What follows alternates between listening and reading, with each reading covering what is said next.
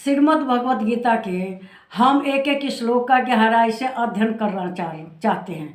और आप जानते हैं कि इसी क्रम में हम श्रीमद् भगवत गीता के अध्याय 12 के श्लोक 14 पर आ गए, 14 पर।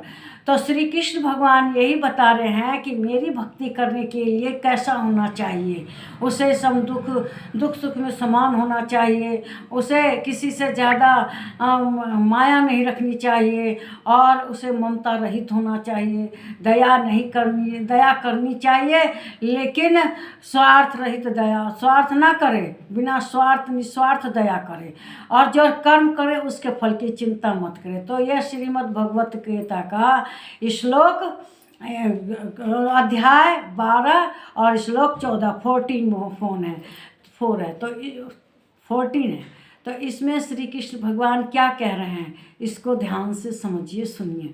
कहते हैं कि संतुष्ट संततम योगी यतात्मा दृढ़ निश्चय मयार्पित मनोबुद्धिर्यो भक्त मद्भक्त स मैं प्रिय। श्री कृष्ण भगवान कहते हैं कि कौन सा भक्त मुझे प्रिय है।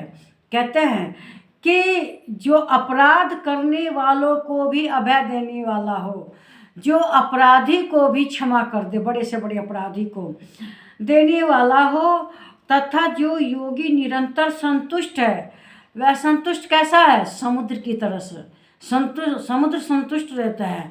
उसे ये मतलब नहीं कौन नदी कितना पानी ला रही है और कौन कम ला रही है, कोई ज़्यादा, वह तो अपने आप में परिपूर्ण है। उसे ये मतलब नहीं कि बादल मेरे से कितना पानी का भाप लेकर जा रहा है और कितना लाकर वर्षा में मुझे देगा, उसे कोई मतलब नहीं है। क्षुद्र नदी वह चली उतराई। कहते हैं कि जो छोटी नदियाँ होती हैं थोड़े जल में ही बह जा, उनमें बाढ़ आ जाती है, लेकिन समुद्र में लहरें आती हैं, बाढ़ नहीं आती। अगर समुद्र बाढ़ लाने लगे ना तो समझिए आगे सारी दुनिया डूब जाए। तो उसमें लहरें आती हैं। तो इसीलिए मनुष्य को कैसे होना चाहिए?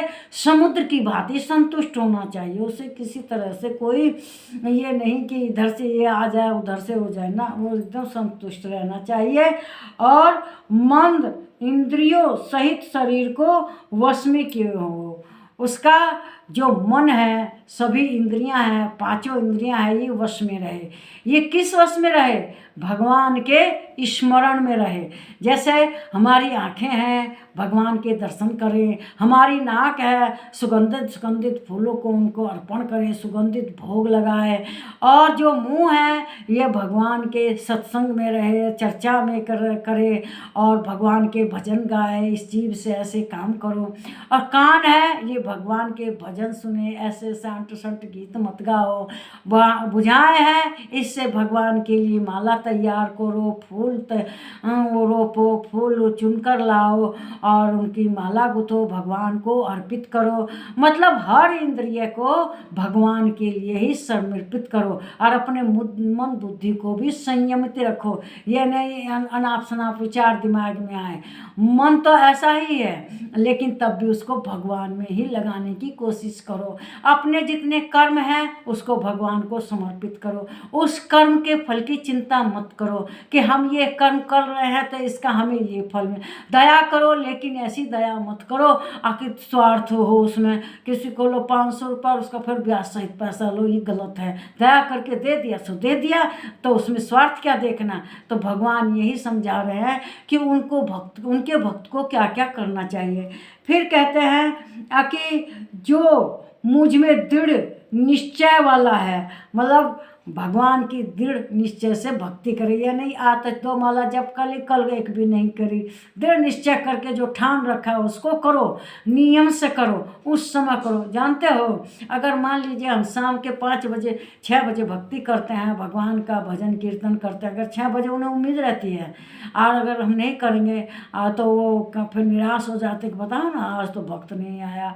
इसी तरह से एक भक्ति और मुझ में अर्पण किए हुए धन बुद्धि वाला हो, सब कुछ मन बुद्धि धन उनको समर्पित करे, वह भक्त ही उनको प्रिय है। जो ईश्वर देखिए, समय पाबंदी की बात सुनिए। भोलेनाथ को एक किसान था, वो रोज भर सावन कहता है सब लोग भगवान के पूजा करते हैं अर्चन। मैं अगर भर सावन इनको लठ मारूंगा तो क्या करूँगा। वो नियम से जाता और एक लाठी भोलेनाथ को मारकर चला आता। पंडित जी रोज जाते, अक्षत फूल पत्र चढ़ाते, लेकिन एक बार बाढ़ आ गई। पंडित जी तो नहीं चल जा पाए क्योंकि पानी बढ़ा हुआ था, लेकिन जो किसान था वो लाठी लेकर गया, तैर के ऐसा करके पहुंचा। भोलेनाथ को एक लठ जोर से मारा, भोलेनाथ साक्षात प्रकट हो गए, कहने लगे वरदान मांगो। तो उन्होंने कहा कि भाई मैं तो लठिया मारी, पंडित जी ने अक्षत पुष्प चढ़ाए और मुझे क्यों मिला। तो वो इतने कष्ट करके भी अपने टाइम पर समय पर पहुंचा था।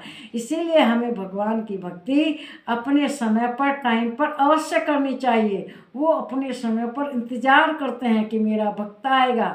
तो पंडित जी नहीं गए, तो पंडित जी को तो उसने भोलेनाथ ने दर्शन नहीं दिए, लेकिन किसान अपने निश्चित समय पर 1000 बाधाओं को पार करके पहुंचा, तो उसको प्रकट होकर प्रसन्न होकर दर्शन दिए। तो इस वीडियो को लाइक कीजिए, शेयर कीजिए, इस पर कमेंट कीजिए, मेरे चैनल को सब्सक्राइब कीजिए। नमस्कार मेरे प्यारे भाइयों बहनों और बच्चों।